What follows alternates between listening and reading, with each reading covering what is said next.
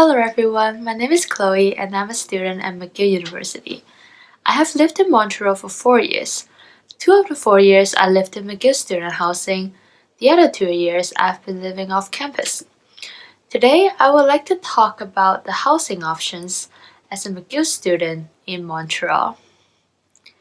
For student housing, you can apply through Minerva and the rent will be automatically calculated into your tuition. There are dormitory-style residences, modern dormitory-style residences, and apartment-style residences. Dormitory-style residences have single rooms and shared bathrooms. Modern dormitory residences, which are converted from hotels, have double rooms with private bathrooms. Apartment-style residences has fully furnished apartments with private bedrooms and large common areas. Royal Victoria College, Upper Residences, Douglas Hall, and University Hall are all dormitory-style residences.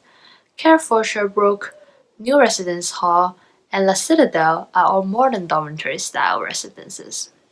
And Solent Hall is an apartment-style residence. There are 4 dining halls: Royal Victoria College, Douglas Hall, Carrefour Sherbrooke, and New Residence Hall. So if you want to just walk downstairs to have breakfast, lunch, or dinner, you could consider living in these residences. All these residences, besides Solent Hall, are within walking distances to the McGill downtown campus. From my experience, living in student housing really gives you a chance to make new friends with other students. There are also floor fellows who are upper year McGill students that students living in residences can connect with and get help or advice from. The mandatory meal plan and the fact that the rent is all-inclusive, for example including electricity, Wi-Fi, also make things more convenient. If you are a graduate student or an upper year undergraduate, meaning you are not studying first year undergraduate, you can also live on campus in McGill residences. These residences are different from those that are offered to first-year undergraduates. For upper year and graduate residences, there are apartment-style residences and shared housing residences. The apartment-style residences all have their own furnished apartments with private bathroom and kitchen. Shared housing residences have private bedrooms, shared bathrooms, kitchen, and common areas. I have also lived in an apartment-style residence for upper year undergraduate before.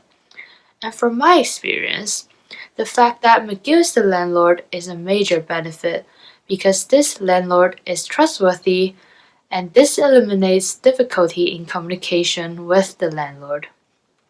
When there are things that need to be fixed, for example, these residences are also within walking distances to the downtown campus.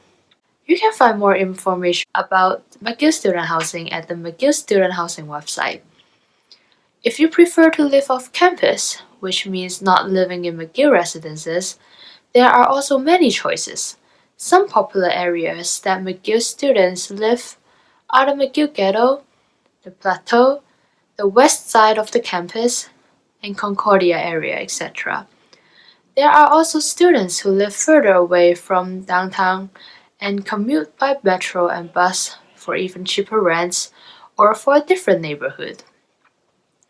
The McGill Ghetto is an informal name for the area bounding University Street, St. Street, and Sherbrooke Street to Avenue des Pins.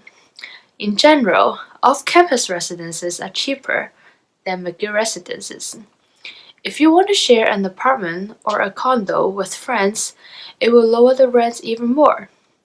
When asking for the rent, make sure you know clearly what is included and what is not. For example, electricity may be included but Wi-Fi is not.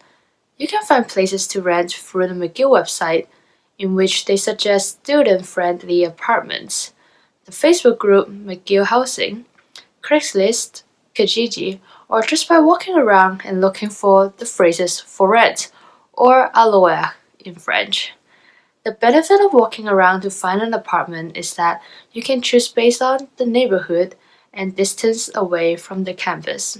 In Montreal, apartment sizes are described by a half, 1.5, 3.5, and 4.5. The numbers basically refer to the number of rooms there are, with the bathroom being counted as a half. A half is a studio, which means there's a living room, an open kitchen, and a closed bathroom. 1.5 is a bigger studio, 3.5 is a one-bedroom apartment, and 4.5 is a two-bedroom apartment. Be aware of online scams, for it is very common. Be extra careful when the landlord is asking for deposits.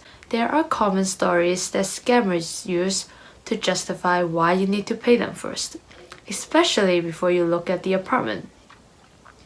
For example, they are currently not in town, so they cannot show you the place, but they still ask you to pay first to secure the place. They just want to take your money. If it is too good to be true, it probably is a scam. Also, please be very careful in choosing which landlord you are renting from. A reliable landlord will save you from so much trouble. If you suspect the landlord may not be trustworthy, don't rent from them.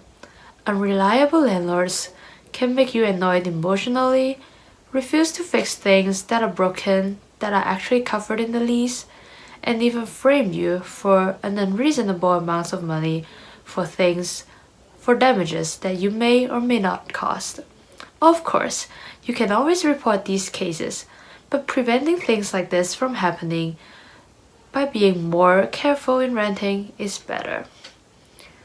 If you cannot visit the place in person, you can ask somebody to check the place for you, or ask the landlord for a virtual tour.